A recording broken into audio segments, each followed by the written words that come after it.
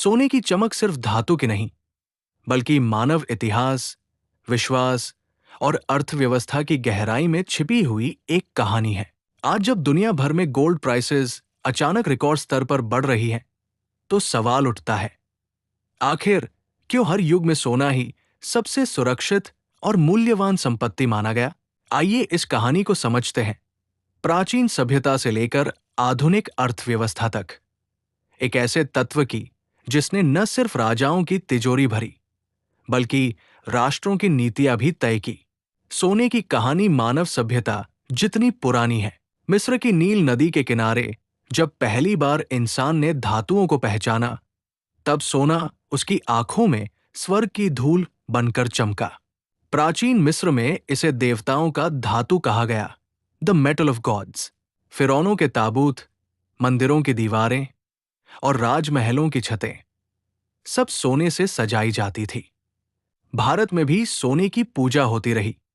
सोने की लंका, सोने की चिड़िया भारत, ये सिर्फ कहावतें नहीं थी, बल्कि उस युग की सच्चाई थी जब भारत के पास दुनिया का सबसे बड़ा गोल्ड रिजर्व था। भारत में सोना सिर्फ धातु नहीं, बल्कि शुद्धता, समृद्धि और सुरक्षा का प्रतीक बन गया। समय बदला, व्यापार बढ़ा और सोना मुद्रा में बदल गया। करीब 600 बीसी में लिडियन साम्राज्य, आज का तुर्की क्षेत्र, ने पहली बार सोने के सिक्के चलाए। यहीं से शुरू हुई गोल्ड कॉइन इकोनॉमी, जहां सोना न केवल सजावट का साधन था, बल्कि व्यापार का आधार भी। रोम, यूनान और चीन की सभ्यताओं ने भी सोने को अपने मुद्रातंत्र में अपनाया। यहां तक कि ब्रिटेन का नाम पाउंड स्टर्लिंग भी इस परंपरा का प्रतीक है। एक पाउंड मतलब एक पाउंड चांदी, और बाद में गोल्ड से जुड़ा मूल्य। भारत में मौर्य साम्राज्य के कारशापन सिक्के, गुप्त युग के दीनार और मुगल काल के मोहर, सबने सोने को शाही शक्ति और अर्थनीति का आधार बनाया। 19वीं सदी में दुनिया ने सोने को औपचारिक रूप से मुद्रा का मापदंड बना दिया। द गोल्ड स्टैंडर्ड सिस्टम शुरू हुआ, जहां हर देश की मुद्रा का मूल्य सोने से तय होता था। उदाहरण के लिए, अगर अमेरिका के पास 1000 टन सोना है, तो वो उतनी ही डॉलर छाप सकता है जितनी उस सोने की कीमत हो। इससे मुद्रा पर भरोसा बना रहा, क्योंकि नोट के पीछे गोल्ड रिजर्व की गारंटी थी। 1914 से पहले का युग golden age of gold standard कहलाता है। दुनिया का हर प्रमुख व्यापार, हर बैंक और हर अंतर्राष्ट्रीय सौदा गोल्ड पर निर्भर था। लेकिन फिर आया वर्ल्ड वॉर 1 और 2, जिसने इस व्यवस्था को तोड़ दिया।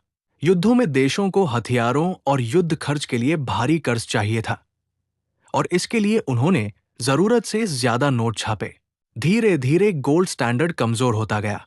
1944 में ब्रेटन वुड्स अग्रीमेंट हुआ, जिसमें तय हुआ कि अब पूरी दुनिया की मुद्रा अमेरिकी डॉलर से जुड़ी होगी और डॉलर का मूल्य गोल्ड से तय किया जाएगा, यानी एक आउंस गोल्ड $35। यहीं से शुरू हुई डॉलर की बादशाहत। पर 1971 में अमेरिका ने अचानक ये व्यवस्था तोड़ दी। प्रेसिडेंट रिचर्ड निक्सन ने गोल्ड विंडो बंद कर दी और कहा, now the dollar will no longer be convertible into gold, यानी अब डॉलर की कीमत सिर्फ सरकार के भरोसे पर चलेगी, न कि सोने के आधार पर। ये एक ऐतिहासिक मोड़ था। सोना अब मुद्रा नहीं, बल्कि निवेश बन गया। अध्याय 5, gold as a safe haven. क्यों सोना बना संकटों का सहारा? जब दुनिया की अर्थव्यवस्था कागजी नोटों पर चलने लगी, तब लोगों को एक बार फिर एहसास हुआ, कागज जल सकता है, पर सोना नहीं। हर आर्थिक संकट में, हर युद्ध के समय, हर महंगाई के दौर में निवेशक और देश दोनों सोने की ओर भागते हैं। इसे कहा जाता है सेफ हेवन एसेट, यानी जब बाकी संपत्तियां गिरती हैं, सोना चमकता है। जब स्टॉक मार्केट गिरता है, तब गोल्ड की कीमत बढ़ती है। 2008 के ग्लोबल फाइनेंशियल क्राइसिस में सोने ने रिकॉर्ड तोड़ दाम छुए। 2020 में कोविड महामारी के दौरान जब पूरी दुनिया की अर्थव्यवस्था रुकी, तब सोना फिर आसमान छूने लगा। लोगों को यकीन था बैंक में fail, but gold never fails. अब आइए वर्तमान की बात करें।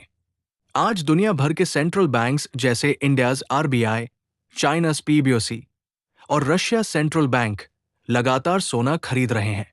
क्यों?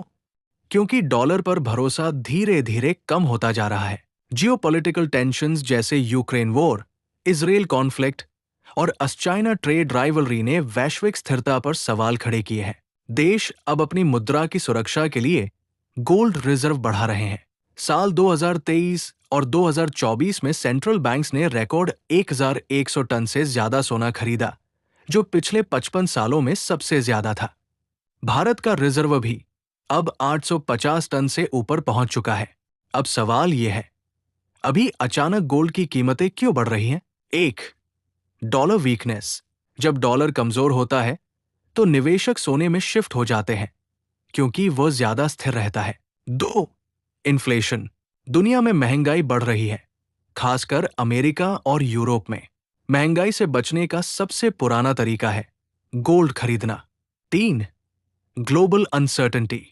इजराइल गाजा, यूक्रेन रशिया और अब चाइना ताइवान जैसी तनावपूर्ण स्थितियों में निवेशक सुरक्षित ठिकाने ढूंढते हैं और सोना वही ठिकाना है। 4. Central bank demand. जब सरकारें ही सोना खरीद रही हैं तो कीमतें स्वाभाविक रूप से ऊपर जाती है। 5. Digital gold ETFs। आज लोग फिजिकल गोल्ड ही नहीं बल्कि डिजिटल गोल्ड, गोल्ड ETFs और सॉवरेन गोल्ड बॉन्ड्स में भी निवेश कर रहे हैं, जिससे मांग बढ़ी है। भारत में सोना सिर्फ निवेश नहीं, भावना है। यहां हर त्योहार, हर शादी, हर शुभ कार्य में सोने की भूमिका है। भारत दुनिया का दूसरा सबसे बड़ा गोल्ड उपभोक्ता है, पहला चीन। हर साल भारत लगभग 700-800 टन सोना आयात करता है। ये भारत की संस्कृति, अर्थव्यवस्था और पारिवारिक परंपरा तीनों का हिस्सा है। महिलाओं के आभूषणों से लेकर किसानों की तिजोरी तक, सोना हर वर्ग के लिए सुरक्षा का प्रतीक है। भविष्य में जब आर्टिफिशियल इंटेलिजेंस, डिजिटल करेंसी और क्रिप्टो का दौर आएगा, तब भी सोना अपनी चमक नहीं खोएगा, क्योंकि टेक्नोलॉजी इंसान के भरोसे को बदल सकती है, लेकिन सोने की वास्तविकता को नहीं।